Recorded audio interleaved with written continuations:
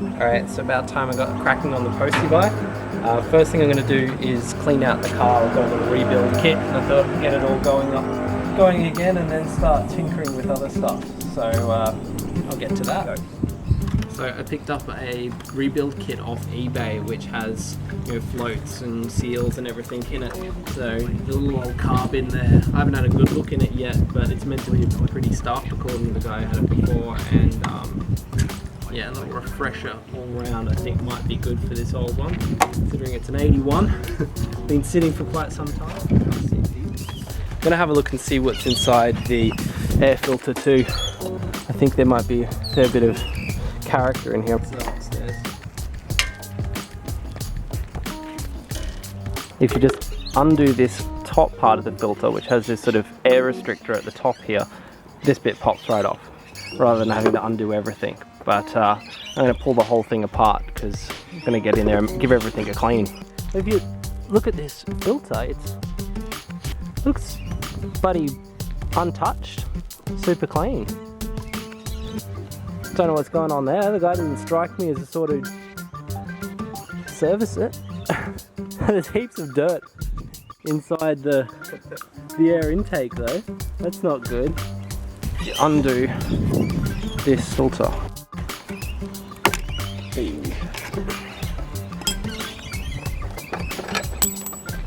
Pretty sure there's not meant to be oil in the filter like that.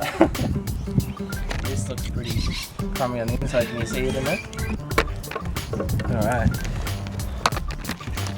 That foam's in excellent condition for an 81. That's got to have been replaced at some point in time, I reckon. Yeah, so I hope this is a good idea. I'm going to use just some soapy water, hot soapy water, to get a bit of that oil out of there, and then rinse it off thoroughly. Wow, I think it's pretty manky here actually. So it looks... I think that's bits of old filter that's come off, so I think the filter has been replaced in an attempt to get it going again, and the chunks of old filter, which would be what I'm finding inside here there, which is probably what's blocking the carb, is bits of old air filter that's just disintegrated from age. Adam over here is giving me a hand and cleaning, giving the bike its first clean it's probably had in, I don't know, 20 years. 20 years of grime. Yeah, years of grime. You might discover something exciting under there. Well, I didn't realise how good condition the actual air filter was. I was originally going to rejet the thing and put a different pod filter and stuff on it, but I'm in two minds about whether I just restore it or whether I do a couple performance modifications. But at this stage I'm thinking I might just keep that system fairly original. I'm going to remove the back rack, which has some restrictors for the airflow, so I may do a little bit of carb tinkering in there, but I don't think it's... maybe mightn't put a pod filter on it now, just keep it origi-ditch. So anyway, the next step was to disconnect the carb from the bike so I could take it and give it a really good clean over. So I unscrewed the top section, which removes the needle and the throttle cable from the carb, and then just unbolted the rest. Now when removing the fuel lines from the petcock, just be careful if they're old not to crack them. You probably won't want to reuse old fuel lines anyway, so this may be a good opportunity to look at replacing them. And of course, remember to drain your float, because otherwise you'll get petrol everywhere. Well, stop that.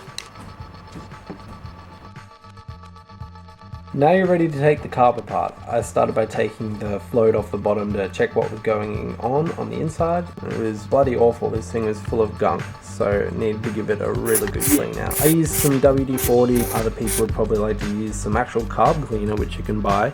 Now that stuff is corrosive. If you're planning to reuse your gasket, make sure you remove them first. I'm not. I've got a whole new set of gaskets that I'm going to replace, but on the newer ones you may not need to replace these gaskets. So yeah, remove them before you spray it.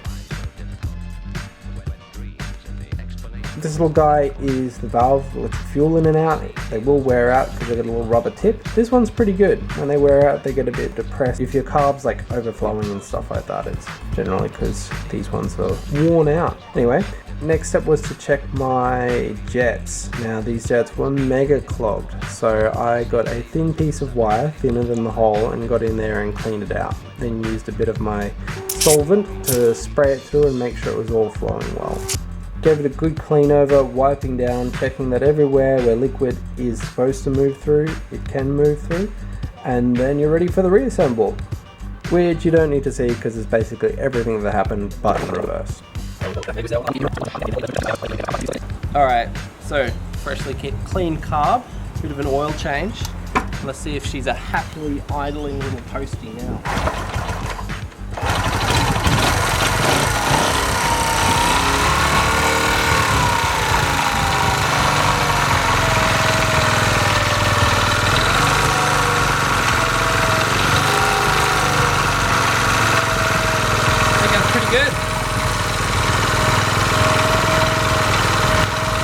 Do a few other little service things, I think, making sure this engine's running good, getting all the electronics doing what they should, and I'm going to start thinking about what else might happen as far as paint job and all the rest. So, chip in 2 cents, tell me what you reckon. Should I customize it or stick to a more original looking postie, which is sort of where I'm heading towards, so let me know.